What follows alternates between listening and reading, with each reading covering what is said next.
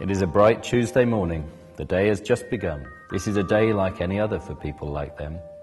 Like you. Not really like me, because I'm the computer system that helps people organise their lives. You know, things like choosing the best transportation to their destinations, or selecting the energy source for their activities, reminding them of their health status so I can help them selecting their food and drinks. Yes, this is the year 2050, and today is a day like any other for people like them, like you. And here comes Gigi. She is known as one of the most active in the community. It's strange when she is not seen trying new restaurants, going to watch old films, or driving her own car, usually with her friend Patience as co-pilot. Today she promised to take her and her granddaughter Yia to the all-vintage mall, where they enjoy spending time. Gigi knows this is her son Max and that he's about to ask her to go picking the product of his latest online barter. Max is a recycling artisan.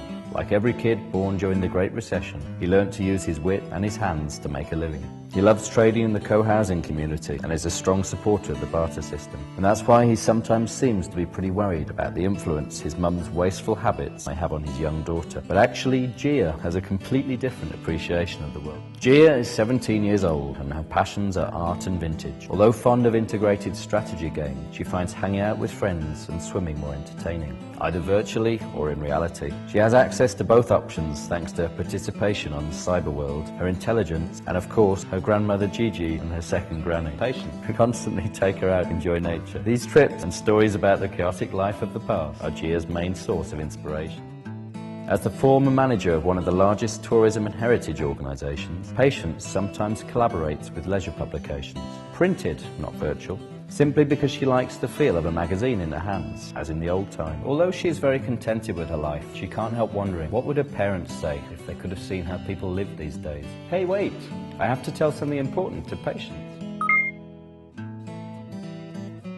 Yes, carrots are ready thanks to Mariana, Max's partner, perhaps the most active eco-advocate in the co-house. She grows almost all the food that her family consumes, and gives me very accurate reports, although she's not fond of gadgets. She finds personal motivation crucial for the well-being of societies.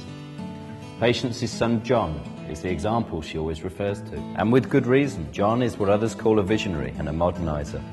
As a drinking water filtration specialist, his skills and knowledge are highly sought after.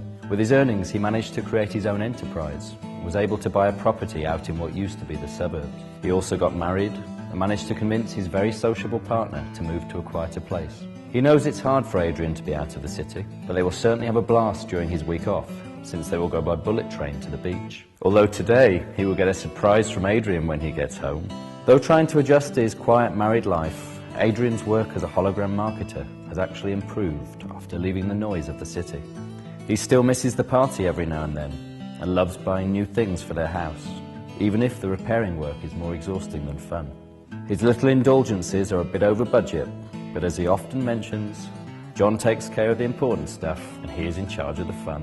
Thanks to one of my applications, Adrian and Yin can now have a short break from work and play together, though being physically apart. It is not unusual to see such a young boy working for a large company.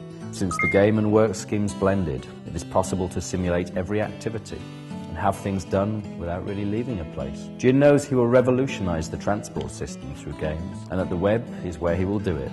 Does that sound familiar to you?